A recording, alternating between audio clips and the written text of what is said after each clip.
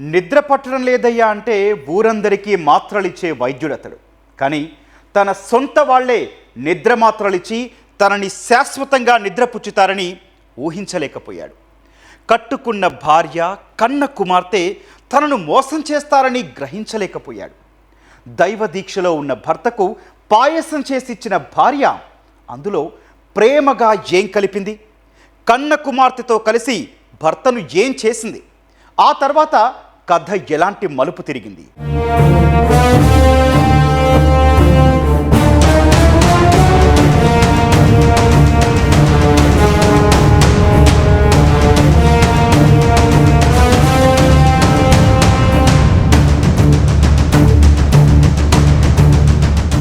అర్ధరాత్రి దబ్దబ్మంటూ తలుపులు బాదడంతో ఎవరి ప్రాణాల మీదకు ఏం ముంచుకొచ్చిందోనని వెళ్లి తీశామండి. అంతే, ముసుగులు వేసుకున్న ముగ్గురు వ్యక్తులు ఒక్కసారిగా లోపలికి వచ్చి డాక్టర్ గారి తల మీద కర్రతో బలంగా కొట్టారండి. కింద పడిపోయిన ఆయనను చనిపోయే వరకు కొడుతూనే ఉన్నారండి.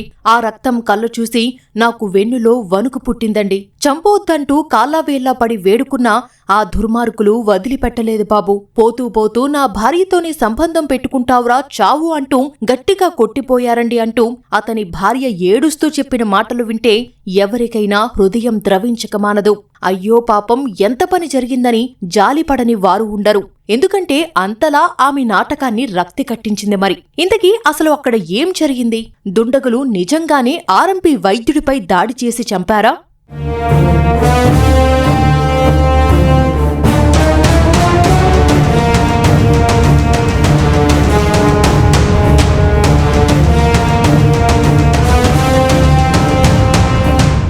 ప్రకాశం జిల్లా అద్దంకి మండలం ధర్మవరానికి చెందిన మేడగం వెంకటకోటరెడ్డి గ్రామంలో ఆర్ఎంపీ వైద్యుడిగా పనిచేస్తున్నాడు. ఊర్లోని వారికి వచ్చే చిన్న చిన్న రోగాలకు చికిత్సలు అందిస్తుంటాడు. వీటితో పాటు కారం మిల్లు, పిండిమర, మందుల దుకాణం నిర్వహిస్తుంటాడు. ఆర్ఎంపీ వైద్యుడు కావడంతో చాలా మంది బాధితులు అర్ధరాత్రులు వచ్చి వైద్యం కోసం తలుపు కొట్టడం వారి ఇంట మామూలే. అలాగే ఈ నెల 11వ తేదీ అర్ధరాత్రి ముగ్గురు వ్యక్తులు వచ్చి తలుపు కొట్టడంతో తాను వెళ్లి తలుపు తీశానని, వెంటనే వారు నా భర్తపై దాడి చేసి చంపేశారని కోటిరెడ్డి భార్య ఆదిలక్ష్మి అందరినీ నమ్మించింది. కానీ ఆమె చెబుతున్న దానికి ఇంట్లో జరిగిన దాడికి పొంతన లేకపోవడంతో పోలీసులు గట్టిగా నిలదీయడంతో అసలు విషయం వెలుగులోకి వచ్చింది.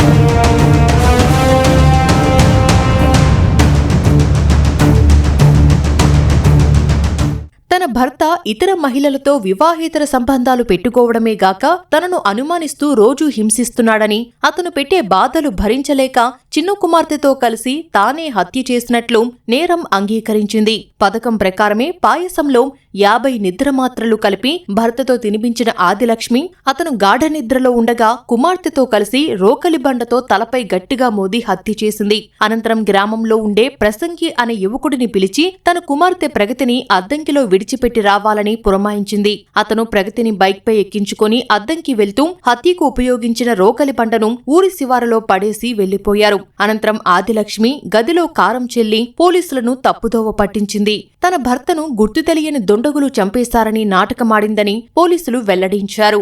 సీన్లో చూస్తే కాస్త అనుమానం వచ్చింది. కానీ ఏంటంటే డిసీజ్డ్ భార్య ఆదిలక్ష్మి ఏంటంటే ఎవరో ముగ్గురు వ్యక్తులు వచ్చారండి, బెల్ కొట్టారు. మా ఆయన ఆర్ఎంపీ డాక్టరు. ఏదో ముందులకు వచ్చిన తలుపు తీసాము, మాస్కులు వేసుకొని ఉన్నారు. ఒక కర్రతో తల మీద కొట్టేశారండి. కొట్టేసేసి నా భార్యతో ఎందుకు అక్రమ సొందాలు పెట్టుకుంటారా మేము అని చెప్పి, ఎంత చెప్పినా వినవా అని చెప్పి వెళ్ళిపోయారు అని సమాధానం చెప్పి. ఇన్వెస్టిగేషన్లో మాకు ఏంటంటే బయట వాళ్ళతో కాకుండా వీళ్ళ మీద అనుమానం వచ్చింది. అనుమానం రావడానికి చాలా కారణాలు ఉన్నాయి. పనుకుంటే చంపినట్టుగా కనపడుతుంది సీన్లో చూస్తే. కాబట్టి లేయలేదు. ఇవి చెప్పడం ఏంటంటే బెల్ల కొడతానే నా భర్త నేను లేచామని చెప్పింది. కానీ ఇక్కడ మాత్రం పనుకున్నట్టు చంపున్నారు. ఆ బ్లడ్ స్టెయిన్స్ని బట్టి, సీన్ని బట్టి, చుట్టుపక్కల విషయాలను బట్టి అర్థమవుతుంది. డోర్ మీద పడ్డ బ్లడ్ని బట్టి వీటన్నింటినీ పరిశీలిస్తే ఏంటంటే పనుకునే చంపాడు అర్థమవుతుంది. ఆమె చెప్పింది తప్పుని తెలిసింది. ఈ అమ్మాయి చంపింది అనుకుంటే ఈ లోపల ఈ అమ్మాయి కూడా పారిపోవడం జరిగింది. పట్టుకున్న తర్వాత ఏంటంటే ఈ అమ్మాయి కూతురు ఇద్దరు రాత్రి 50 మాత్రలు ప్రసంగా నేను వాడి దగ్గర తీసుకొని ఆ మాత్రలు పాయసం కలిపి పాయసాన్ని ఇచ్చి తర్వాత నిద్రపోతూ ఉండే మత్తులో ఈ యొక్క పెస్టల్ రోకల బండతో తల మీద కొట్టి చంపేశారు. ఈ యొక్క రోకల బండ తీసుకొని అద్దంకి అవుట్స్కర్ట్స్లో పారేశారు. అదేవిధంగా ముగ్గురు ముద్దాలను అరెస్ట్ చేయడం జరిగింది.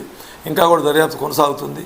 కొద్ది రోజుల్లోనే దైవదీక్ష విరమించనున్న కోటిరెడ్డి ఆ తర్వాత తమను చంపేస్తాడన్న భయంతోనే భార్య, కుమార్తె అతన్ని చంపేశారని పోలీసులు వెల్లడించారు. తల్లి, కుమార్తెలతో పాటు వారికి సహకరించిన యువకుడిని సైతం పోలీసులు అరెస్టు చేశారు.